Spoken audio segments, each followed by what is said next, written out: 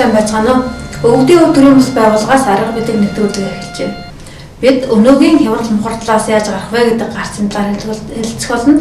Энэ дээр өөрсдөө тодорхой хэмжээний судалгаа хийсэн байгаа. Судалгааны цөм маань өнгөрснийг одоо цаг дээр уялдуулж мөн ирээдүйд юу болох вэ гэдгийг ирээдүйг айлсан богдуудын бошоо айлдварлаад Нострадамусын зөвнөлтөд уялдуулж ингээд өнгөрсөн одоо ирээдүйг 3 цаг дээр уялдуулж судалгаа хийсэн байгаа. Древняя мудрость, современные знания, сложите их, и вы все поймете. Үнэхээр энэ маань арга билгийн орон юм бол эндээс үнэхээр тэр жаргал зовлон гэж юу байдгийг мэдрээд ад жаргал гэж одоо бид нар чухам юу хэлээд байгааг л одоо эндээс л мэдэрнэ шүү дээ. Аглагаас л бид нэр өөр хаанаас мэдэрх юм. Харж байгаа зүг мэл нэг өрөө юм чинь. Чи тэгээд бодолтой ингээд тэгээд тэр хотынхантай хоёлаа ярил л да энэ баян энэ ядуудахгүй. Энэ наад жаргалтай энэ наад жаргалгүй тухай. Хэрвээ зүгээр бид нар яг өглөө ажилдаа явбал оройн ядарсан хүн ирээд өглөө ажилдаа явбал орой ядарсан хүн ирээд явах юм.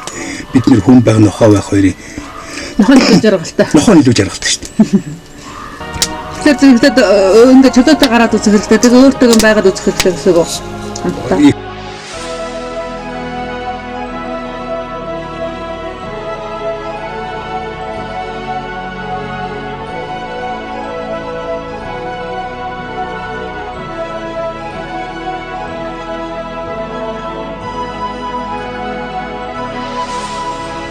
Гал үндэсний дуудлага цувралууд маань энэ Нострадамусын алтан зам буюу түүний цаад тал утга юу вэ гэдэг өгүүлэх зорилгоор хийгдсэн. Энэ ном маань бол агаагч Нострадамусын зөвгөнлүүдээс гэдэг энэ ном 2001 онд 6 парапсихологийн санчир клубээс эрхлэн гаргасан энэ ном байгаа. Энэ Нострадамусын алтан зам буюу түүний цаад тал утга гэдэг хэдийгээр итгэхэд бэрхжгэлээ зөнч маань алтан зам гэдгээр хайр инрэл шудраг ёсны эрен үеийн эрхийг зөвгөнжээ. Энэ эрен үе нь манай дэлхий дээр 2035 он гэхэд нэгэн тогтсон байх аж. Нострадамусын зөвгөнснөөр энэ үед дайн болон зэвсэгт мөргөлдөн огт үгүй болж өрөвдмөр шунхай удирдагчдын оронд ухаалах шудраг хүмүүс ирэх юм байна. Агаагчдын зөвгөнлөөс үзэхэд хүн төрлөختөн удахгүй их сонголтын өмнө очино. Да, у нас есть конкретная дата. 21 декабря 2012 года. Тэгэхээр энэ 2012 оны 12 сарын 21 гэдэг ямар өдөр вэ? За одоо өнөөдөр манай бичлэг хийж байгаа өдөр бол 12 сарын 22. Өчтөр дэлхийс үүсэнгүү л дээ. Хүндрэлтэн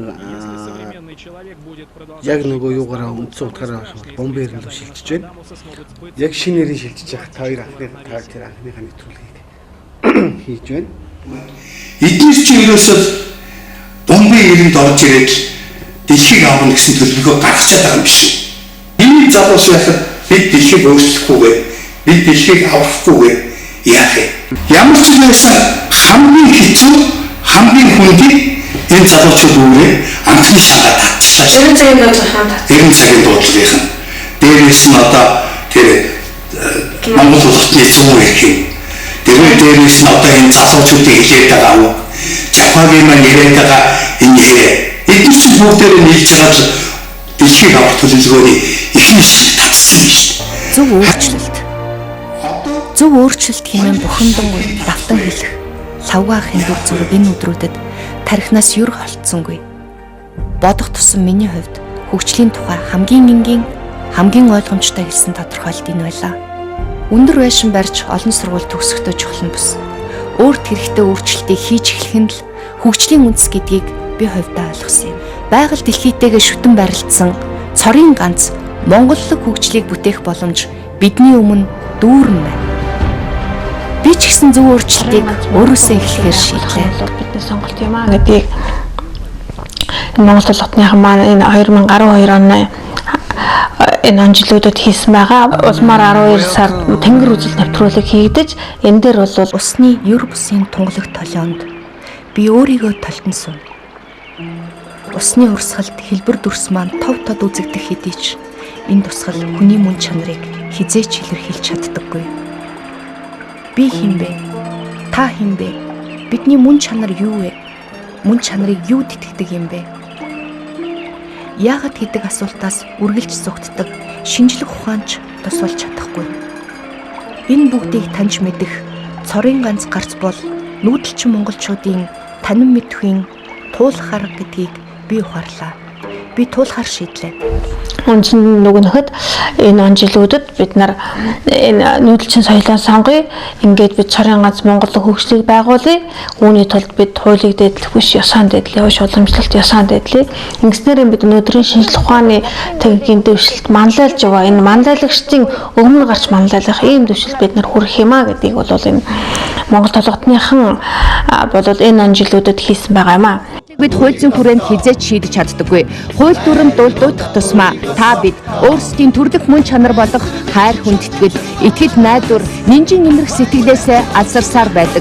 Энэ 90 цагийн дуудлагын бодоод Монгол толготныхан өөр мөн залгуугийн төлөөллийн үжил бодлыг эндээ мөн хамруулж байгаа тийм ээ. Энэ улсын энэ эхлүүлсэн үйл ажиллагааг бид нар цааш үргэлжлүүлэх хэрэгтэй тийм ээ. Улмаар олон нийтийн хүртэл дахин анхаарал өртүүлээд ингээд бид нар энэ шинэ нэгэн технологийн ажлаа бид нар дуусгах ёстой гэдэг байдлаар энэ цувралуудыг хийж байгаа. Бид нар гихирх гэж тэмцэж байсан. Үнний төлөө тэмцэж байсан. Үнний төлөө тэмцэж чагаад үнэн дандаа ялдаг юм. Миний клип хутлаа байна уу, үнэн байна уу? Цаг хугацаа харуул. Үнэн дандаа дийлдэг. Удахгүй бий юу штэ тэ. Нисэх бол. Ниссээр байгаа бүр гэрлийн хурдаарч би явж магадгүй. Яагаад тэр зэрэг оюун ухааны нөгөө миний өрөө гэдэг юм чинь алга болчих. Алга болж эхэлж байна. Тэр болохоор зүгээр нэг хий үзэгдэл болж эхэлж байна. ертөнцийн зүйл тогтлын хамаг одоо нууцыг шинжлэх ухаантайгаар тайлдаг физикчд маань, математикчд маань хамгийн түрүүнд яагаад энэ салбар руу ороод ирв? Тийм ээ. Тэд маань цөмийн физикчд болол дараагаар нь эргээл одоо хоосон чанарт ороод ирэх жишээтэй. Ингээд энэ шилжилтийг хийж чадах юм бол бид нар бол өнөөгийн шинжлэх ухааны техникийн дэвшлийн манлайлагчдын өмнө манлайлж гарч ирэх юмаа гэдэг тэр онжлуудад ингээд тодорхой гаргаад ирсэн байгаа юм. Тэгвэл энэ сонголтоо одоо тодорхой дэвшил ажил хэрэг болгохын тулд энэ бодиттой шилжилт хийгдэхин тулд юу хийгдэх вэ гэдэг дээр бол мөн 90 цагийн дуудлага нэвтрүүлэгт оролцсон судлаачд маань тодорхой танилцуулсан байж байгаа. Энэ бол юу вэ гэхээр зөв сонголт, зөв үйл хөдлөл, зөв одоо чиг баримжаа, зөв амьдралын хэвшил тэмцтэй. Ийм юмнууд болдог. Тийм учраас ер нь би түрүү хэлсэн ер нь энэ улс үндэстнийг баялагийг нь хүн ардынхын баялаг, байгалийн баялагийг нь хууц хөлмөхийн тулд хамгийн эхлээд нэгдүгээр үзэл санаагаар зөвшөөрүүлдэг байхгүй юу?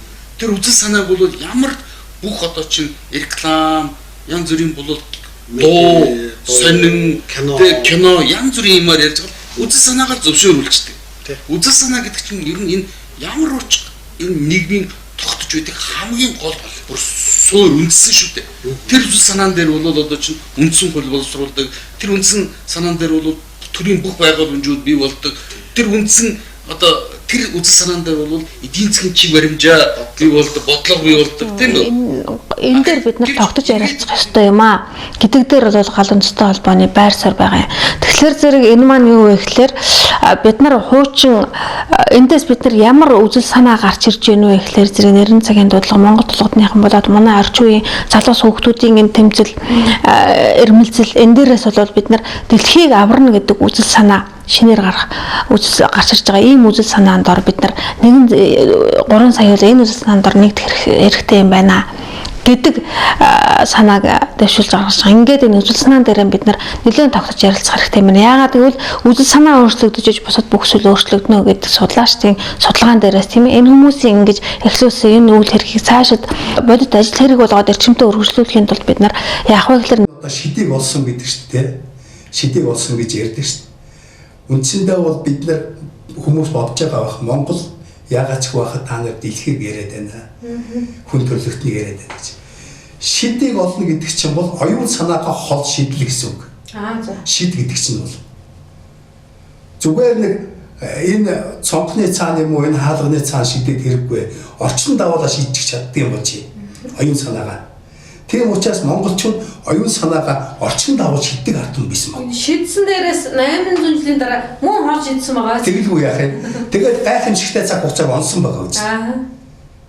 Тэгэхээр эн чинь үүндээ бол эзэн хаан бол шидийг олсон шидийг олох болохтой бүр маш хол шидэж олдог тийм үйл Тэгэхээр чинь одоо бол бид нар энэ хэмжээний энэ утас камер хэмжээний бас ингээд оюуснаа шидээд ийм яслаа шүү дээ тий. Энэ чинь бас л тодорхой хэмжээний шид болчлаа. Энэ нийт шидийг нөгөө цаг хугацаагаар аялдаг хэмжээнд. Одоо бид нар чинь цаг хугацаагаар аялсан дээрээс 800 жилийн ажилласан шүү дээ тий. Ирээдүйг одоо бид нар чинь ирээдүйг пак харанхуй шүү дээ. Гэсээр нэ ийм мундаг юм бүтээчихсэн ийм мундаг ухаан. Оюун ухаан болоод юу гэж юу бүтээх гэнэ. Энэ үнийг цаг хугацаа ирээдүйгөө бид нар яах вэ гэдэг юм дээр энэ оюун ухааны хэрвээ ашиглах юм бол бид нар тэр шидтэн болох нэ. Тий, шидийг олох байхгүй юу? Одоо бид нар ийм гайхамшигтай техникийг бүтээсэн шидтээр нэ хэн мөнгөтэй, хэн албан тушаалтай тэр болгоны өмнө сөхөж идэг ийм хэмжээнд хүрсэн байгаа нь үнэн шүү дээ. Энэ бол хүн өөрөө ажлын төлөө яваад зөвхөн эдхийн төлөө амьдарч байгаа тохиолдолд хизээч хүний оюун ухаанаас гайхамшиг гарахгүй. Яг гайхамшиг бол оюун ухаанаас гарчихсан байгаа нь одоо энэ гайхуулаад байгаа гар утсан юм байна шүү дээ. Энэ маань эргээд бид нарт одоо чинь манай хүүхдүүд одоо миний хамгийн сэтгэлийг зовоогоод байгаа юм гот нь энэ л байгаа байхгүй юу? Үзэгчтэй бид бүхэн сэтгцэн эрүүл мэндийн үндэсний төв дээр ирээд байна. За нэг хэсэг хүүхдүүд компьютер тоглоом буюу PC тоглоомоор маш ихээр тоглодог байсан. За тэгвэл одоо харин сүүлийн үед бага насны хүүхдүүд гар утсаар маш их тоглох болсон. За үүний 3 настай хүүхд 4 настай хүүхд ингээд тэр гар утас ширтээд ингээд яшин 5 метр хүүгийн шин яг таг болгож байна. Нүдийг байх болгож байна. Чихэн сонсголын байхгүй болгож байна. Арааг нь байхгүй болгож байна. Тэгээ энэ мэдрэхүй юм ингээд байх болгож байгаа. Энэ буруу хөгжил ийм рүү орчих гэсэн нэг л нөгөө буруу ном гэж л одоо манай тэр нөгөө компьютернүүд устгасан одоо тэр манай тэр оюун ухааны тэр залуурууд маань энэс сэргийлж ирсэн юм шиг байна тийм. Тэгээд энэ бүхнийг чаддаг энэ оюун ухаан чинь тэгвэл энэ гайхамшигтай техник бүтээсэн тэр оюун ухаан чинь ирээдүйд бид нар ингэнэ бид нар ирээдүйд энэ дэлхийг ийм наснаа урна гэдэг тэр хол шидчихэд л тэн дээр ажиллаж ирсэн хөгжил авах гэдэг байсан байх гэдэг шүү дээ. Монголчууд бол ерөөсөө оюун ухааны хөгжиж шүү дээ. Хүн төрөлхтөн металлизм гэдэг ингээд одоо энийг бүтээх гэж явсан байхгүй. Энэ хүний энэ одоо камер бүтээсэн хүний өвгдөө чинь одоо би сайн ажиллахгүй болохгүй би сайн ажиллахгүй би ажил үнэлэгдэх юм бол би илүү цалин илүү том тавтай хоол иднэ гэж бодож явсан учраас энэ төрсөн. Бусдаар бол тэд нар хамгийн гол нь зорилго байгаагүйгээ тараад одоо бид нар зорилго болсон гэж шүү дээ. Зорилго нь анханасаа ийм камер бүтээн шүү гэсэн зорилго байгаагүй. Энүүний үйлчлүүлэгчийг би булааж авах. Ер нь тавгаар томсгонд гэсэн зорилго явсаар байгаа. Энэ төрж байгаа. Зорилго тий тавтаа бол өсөлтөх уралдах энэ нь ингүүл би илүү цалаа авал ингүүл би манай компани илүү томроод илүү ашиг орлого олно, илүү олон үйлчлүүлэгчтэй болно. Энэ маань энэ камерын хөгжилд аваад ирж байгаа. Анхнаасаа зорилго нь байсангүй бизнесээ давах оролдоод бид нар энэ 90 жил тасраагүй байсан бол магадгүй бид нар одоо тэр халуун цус түүгийн хэлээд байгаа шиг монголчууд ер нь за талан байг. Ер нь ямар ч байсан тэр оюун санаагаа дээд зэгтээ хөгжүүлсэн хүмүүс ямар ч гайхамшиг үзүүлээ явж байгаа юм бүү мэт шүү дээ. Өнөөдөр ч тэр гайхамшигуд байж л шүү дээ. Тэгээд тэр ингээд байгаа ирээд ичид ердийн зүйл болно гэж яриад байгаа. Энийг Нострадамус хэлсэн гэл одоо барууныхоо одоо тэр рүү судлаач маань одоо энэ шинж тухай энэ хөгжил ингээм хурдаад яхад ичидийн хөгжил байж болох нэ гэд иймэрхүү хийцэн нэвтрүүлгүүд ингээ гараад одоо тэгэхээр чинь энэ рүү орхон байна л та. Хэрэгцээ зүгээр бид нар яг өглөө ажилдаа явбал оройн ядарсан хүн ирээд өглөө ажилдаа явбал орой ядарсан хүн ирээд явах юм. Бид нэр хүн байх нохоо байх хоёрын нохоо илүү жаргалтай. Нохоо илүү жаргалтай шүү дээ. Тэгэхээр зэрэгтэй ингээд чөлөөтэй гараад үзэх хэрэгтэй. Тэгээ өөртөө байгаад үзэх хэрэгтэй гэсэн үг. Хамтдаа.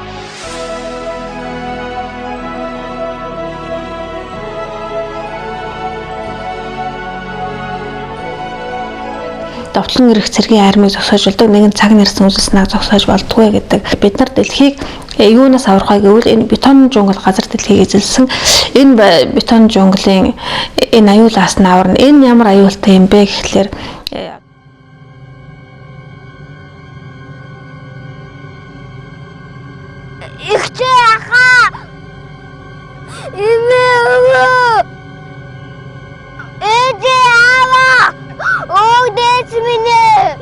Би хаа Би хаа гişгийбэ. Надад уусч. Гисгэх газар байхгүй шүү дээ. Бодит байдал дээр бол туул голын бохирдол нэг иймэрхүү хэмжээтэй дээрээс нь үнэр та нар ялаа батган шавсан гол гэж хэлэхэд үнэхээр хэцүүхэн байдалтай болсон байна. За нийслэлчүүдээс өдөрт 170 мянган метр куб бохир ялгарч гардаг. Энэ сарын 27-ны өдөр Төв цэвэрлэх байгууламжийн бохирын лагийн шаврыг цэвэрлэхээр гүний худагт орсон 2 ажилтан гэмтлийн эмнэлгийн сэхээний тасагт тэмцлүүлж байна. Тэдний биеийн байдал маш хүнд байгаа гэмт мэдээлсэн 2 хүн ухаан алдж унсан учраас араас нь ямар ч хамгаалах хэрэгслгүй гар нүцгэн залуусарж өөрсдөө хордож хордлогын яаралтай тусламжийн төв төрөгдсөн гэлээ. Өнөөдөр Улаанбаатарт амьдарч байгаа хүн болгон өнөөдөр Чингисийн зарлиг ёсоор бол алах ялаар цэвэрлүүлэх ёстой. Ягаад гэвэл өнөөдөр туул гол руу бохироо дотгож байгаа. Та нар тэр зургийг очиод үз хар. Яхаараа бид нар тэр хатан туулдаа ууж ундаардаг байдаг усандаа бохироо хийж байгаа. Энэ өнөөдөр хэний ямар ёсонд ийм үйлдэл гарах ёстой. Энэ бүгдийг эсэргүүцэх цаг нь болцсон. Одоо хийвэл бүү айвал бүү хий гэж байгаа. Өнөөдөр дугаараагүй байгаагаараа бид нар маш том нүгэл хураа шүү. Дагуу бол өнөөдөр бид нар туулгалт бохироонд цуцдах чинь тий. Энэ үлээ цааны зарлал бол бид алах хашаар цэрлүүлэх ийм үйлийг хийгээд байна тий. Тэгвэл энэ алгаас мултарсан байлаа гэхэд бид нар мөнх тавлантайгаа эвлэрэх ийм аюул тулаад иршээ тийм ээ. Тэгэхээр энэ аюулаас бид нар хүн төрөлхтнийг амрах ийм үжил санааг ингэж гаргаж ирж байна гал үндэстэй холбоо. Хэн нэгнийг сул дорой болгохыг бол зорилгыг нь булаагаад авчих гэдэг үг байдаг гэж одоогийн либералчд хэлдэг тийм ээ. Тэгэхээр зэрэг тэр дэлхийг аварна бурхан болно гэдэг зорилгыг булаагаад бид нарыг ерөөсөө ирээдүйг төгнүүлэх ийм том зорилгын дор нэгдэж ингэж сурч боловсрч байсан ийм том зорилгыг нь булааж авчаад комментарийнхаа хамгийн түрүүнд бид нар аюул хүчтэй тэрнэх процессыг бол Оросууд хийсэн. Мөн үү? Яаж биднийг Орос сургуульд сургаад би энэ дээр хайрын захаа механик Орос үгээр хэлэхгүй бол тоохгүй болдог шүү дээ. Нэг 40-50 мянгатын гэсэн нэг ихний нэг хэдин иргэнснийг нүүд гарч ирсэн шүү дээ. Одоо тэрний нэг жишээнүүд нь улсыг алаад явцгаачлаа шүү дээ. Тийм үү? Монгол алдсан. Мөн үү? За тэгэхээр ингэж би юу гэхээр ихтэй оюун санаа нь байдсан шүү. За дараа нь энэ оюун санаа чинь тий алдагдахгүй тохиолдолд бол хүн юм аваад яваад шатаад байна. Гэтэл бидний нөгөө Оросууд аягүй хүчтэй оюун санааныхын хувьд нөгөө уламжлалт буюу мөнгө тэнгэрээс салгаад дээр нь яг чиний хэлээд байгаа геноцидыг бийт байдлаар хийгээд хэдэн одоо бид нар түүхэнд лам асал гэж яриад байдаг болохоос яг үүндээ нэг оюуны удамшлын санг тээж явж байгаа мөнгө тэнгэртэнгүүдийг өстой түүжиж бүр содолжээж хэрцсэн байхгүй юу? Бүх язгын юм л тийм бүх хэрцсэн байхгүй юу? Эхлээд хядлага хийгээд дараа нь тэр ном зохиолоороо тарих угаалт хийгээд ингэж ухаалга ятгалгаар биднийг өөрчлөлт тавьчихжээ. Одоо бид нар эргээд өөрчлөгдөхийн тулд 24 оноос өмнөх юмаа олж харъя гэж хэлж байна тийм. Өөрөөр хэлбэл нөгөө нөхдүүд чинь өөрсдөө ажлаас өөр юм мэдэхгүй улсууд орж ирээд өөрсдийнхөө мэддэг юмыг бид нарт заахтаа бид нар тэднэртэй адилхан ажиллагээд сайн ажлын төлөө уралдаад энэ маань өөрсдөө нөгөө нэг зорилгоо болгох хүмүүс чинь тодорхой бас нэг өөр зорилго байх. Тэр зорилго нь ажиллаараа уралддаг ийм байдалд хүмүүсээ өргөчээд тэгээд боловсрал сургалт нь болохоор сайн ажилчин бэлтгэдэг, ажил нь хийдэг ажил нь болохоор сайн ажилчин болох уралдаа. Ингэж бид нар ажилласаар байж байгаад нөгөө Орос зүйн толгойд улсыг түгээдийн бэлтгэний нийлүүлэгч бас болцоход одоо тэгээд яасан чинь тэр нөгөө нэг 30 40 50 60 онуудад хийгдсэн нөгөө нэг тарих угаалтын тэр ухуулгын аппаратны тэр үйл ажиллагаа тэр чинь бидний тархинаас салахгүй байгаа дээрээс нөгөө ажил тэрийг бид нар салгааг өөрөөр хэлбэл одоо тэрийг салгаж жинхэнэ үзэл санаагаа олж авахын тулд үзэл санаагаа эргэж харъя гэж судлаач хэлээд байна үү те.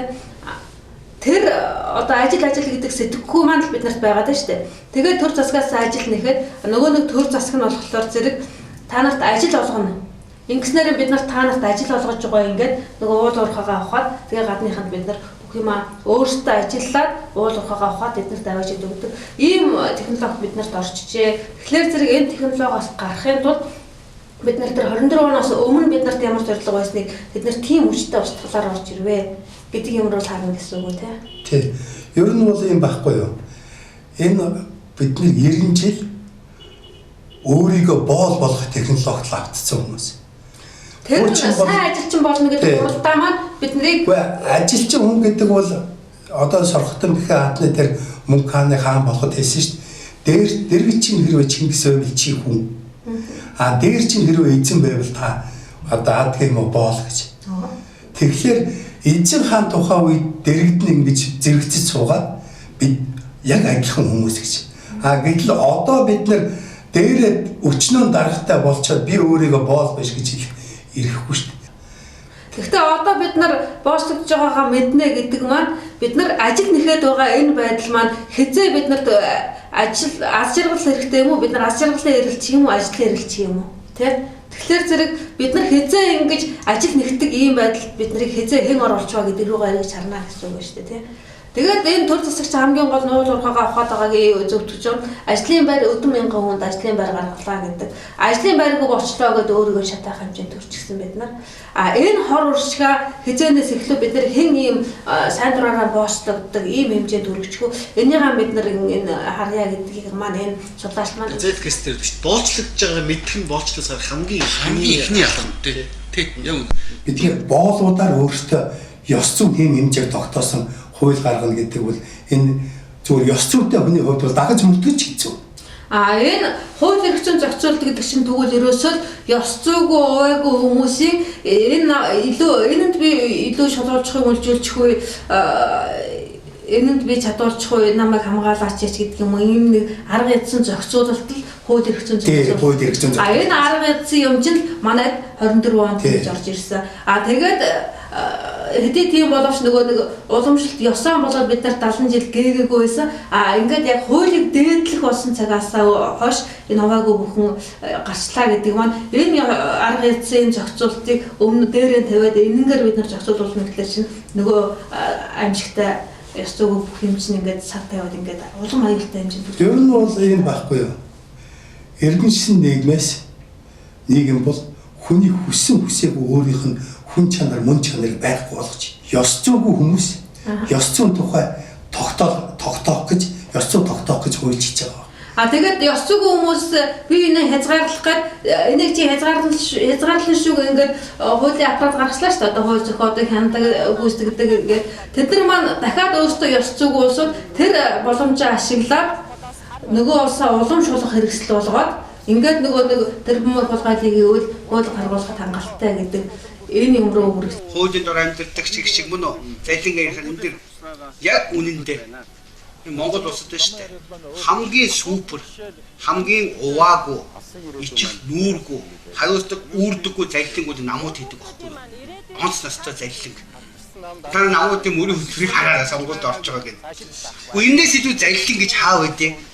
Гүн чи шууд бүр ичгнүүрээ барцсан хуулийн дагуу хийж байгаа заллин шүү дээ. Гэхдээ надад амлалт ч гэсэн заллин. Гүү заллин шүү дээ. Чи та одоо үзэх юм бол ингээд 2008 онд айлд намынх нь орж ирсэн сонгуулийн мөрийн хөтөлбөр амлалтууд энэ тийм үзээрэй. Зүгээр л одоо энэ баг энэ инээдмийн кино ч юм уу одоо энэ манай энэ янз бүрийн продакшн тэрүүгээр нь бүтээл хийгээд тэгээд тэрэнд нь одоо байгаа хуулиудаар нь ял өгөх юм бол энэ эдгээр баг тэр бүм жилийн ял авах байгаа. Тэгээд гоо яг тийм байгаа. Тэр бүм жилийн ял авах байгаа шүү. Яг тэр хэлсэн үгүүд нь заяо. Дараа нь тэрнийхээ хэсэг хийсэн үйлдэл мүлдэлгээр цуглуулад бүх иргэний эрүүгийн те бүх хуулиудын зүйл ангаар хуульчид суугаад намын мөрөө хөтөлбөрүүд дээр нь эрүү үүсгээд заяо. Иргэний эрүү үүсгээд иргэний нэхэмжил, эрүүгийн нэхэмжил үүсгээд тэрүүгээр нь оролцогчдын тоог нь оруулж агаад хийсэн хохирлтоо хэмжих юм бол манай энэ хоёр нам байна штэ. Тэр хүн жилийн яд авна шүү. Ийм нөхцөлд бол одоо бид нар төрийнхөө зохион байгуулалтыг өөрчлөхгүйгээр бол цаашаа алхамч явж чадахгүй. Хуучин тогтолцооны үед бүрэлдэн тогтсон тэр юмсаа хуулиуд эдгээр бол хэзээ ч хэрэгжихгүй. Энийг бол бүгдийн товсглаар хуу ачиж хаях хэрэгтэй. Энийг бол санал нэгтээ байгаа хүмүүсүүд бол манай сайтэд нэгдээсэй гэж хүсэж байна. Аль болохоор олон түмэн хүч авч байж энэ хувьсгал төрөн шүү. Гүмд Пасаньяр шүү дээ. Пасаньярны буюу ингээд гартууд ингээд дэлбэрдэг шүү дээ. Тэр шиг оюун ухааны дэлбэрт болох байхгүй юу? Яг нэг оюун ухааны чадвар. Одоо энэ дээр би тань хүний сэтгэлийн энерги ямар хүчтэй гэдэг хоёр жишээгээр ярил л да. Сайн уу хоёр туйлын жишээгээр мөн үү? Нэгдүгээр жишээ. 2008 оны Олимпиас Монгол алтан авахд зүгээр л спонтанна буюу огцом тэр монголчууд ямар их баярлав. Тэгэхээр энэ бол сэтгэлийн баярсан тэр хүч нийлэхээр өстой уулыг нугааж усыг эргүүлэх тийм боломж олгодог гэдгийг уг нь сайн анзаардаг хүн бол тэр Олимпийн аврах төлсний орой монголчуудын өстой бүгдээ энэ нэгдэлтэй баярлж байгааг нь харуулж байгаа. Тэгэхээр бид нар одоо яг тийм процессыг энэ 2.7 сая Монгол дээр хийх хэрэгтэй болчиход байгаа байхгүй юу? Яг сүүлийн үеийн сэдв бол тэр Occupy Wall Street. Дэлхийн хөгжлийн тухай ярьж байна. Тэгэхээр манай бодлууд одоо шинэ үг дээр Occupy Wall Street ерөнхийдөө тэр Occupy Wall Street гарахаас өмнөх дэлхийд сүүлийн хэдэн жил өрнөжчихсэн тэр бүх гадаадын одоо тий хүлээн зөвшөөрөгдчихсэн бүх зохиолуудыг орчууллаа шүү дээ. Z-ийг орчууллаа. Inside Job гэдэг одоо тэр дөрвөн том шагнал авчихсан Оскар баримтат киноны Оскар авсан киног нь орчуулаад тавьчлаа. Сүүрлийн өрүүдийн тавилаа. Хүнсний технологиор яаж хүн төрөлхтнийг барьж гин тий хүмүүсийн үзэл санаа өөрөө яагаад мухардтай орчов бүгд нь орчуулчлаа шүү дээ. 24 оноос хойш бид нар бол энэ дэлхийн жишгт орж ирсэн. Ингээд бид нар дэлхийн жишгт орж ирснээр нүүдэлчин соёлоос суурин соёл руу ингээд шилжилт энэ 90 жилийн дотор явагдсан.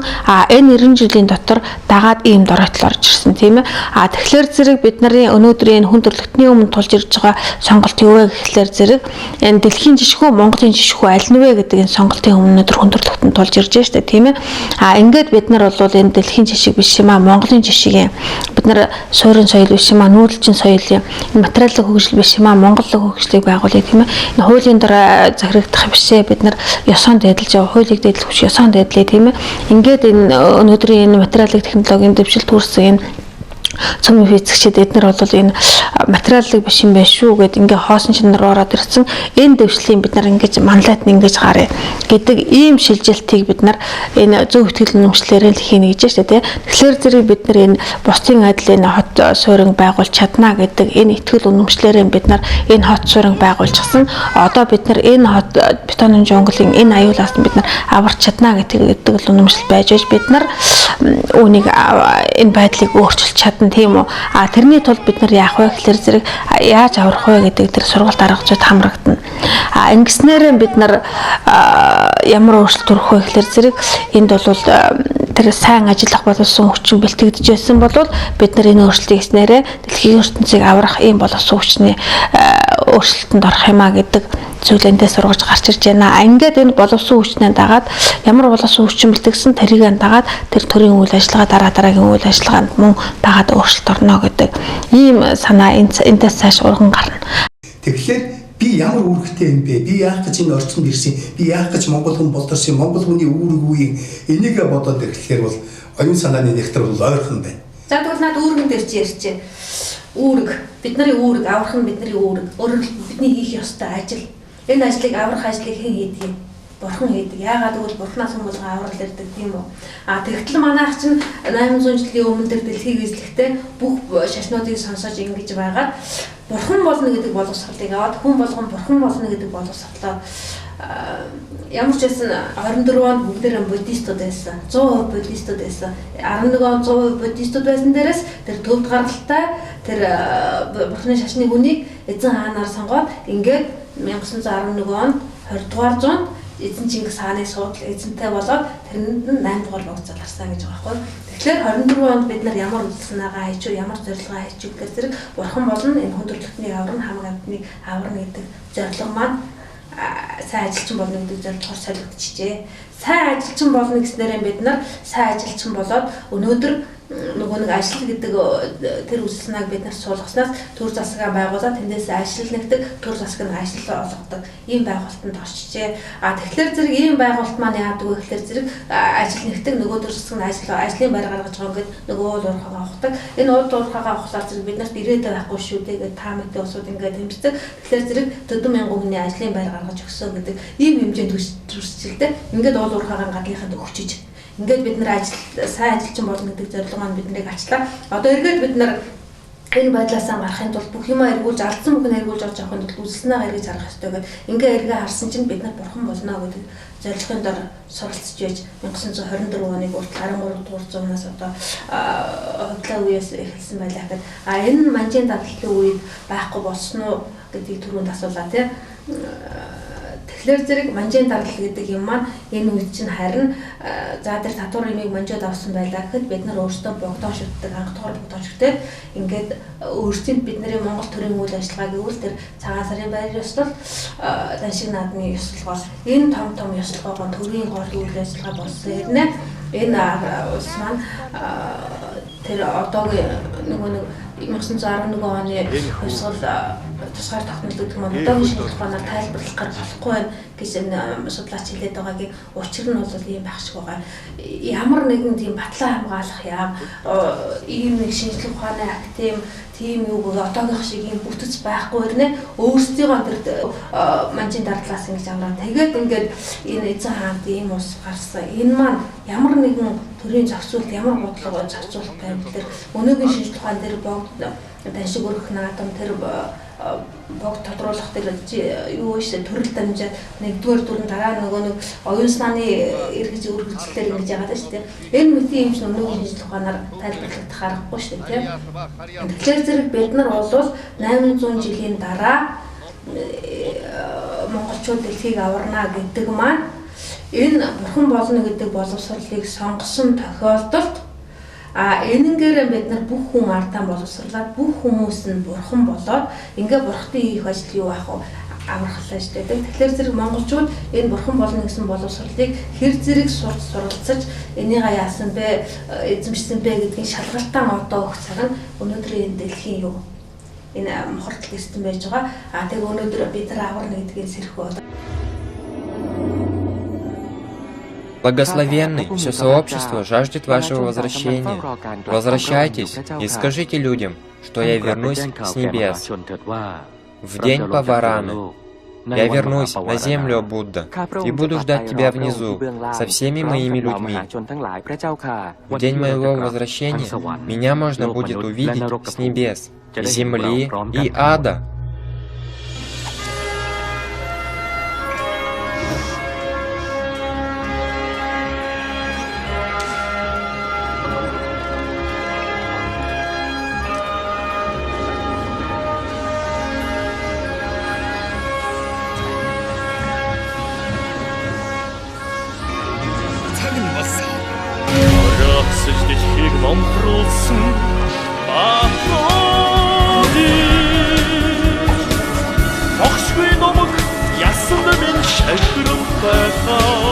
Да, это он, Будда идет. Ура, ура! Ура, ура! Он идет, Будда возвращается. Да, идет. Ура, ура, какая радость, ура! Посмотрите, там ад.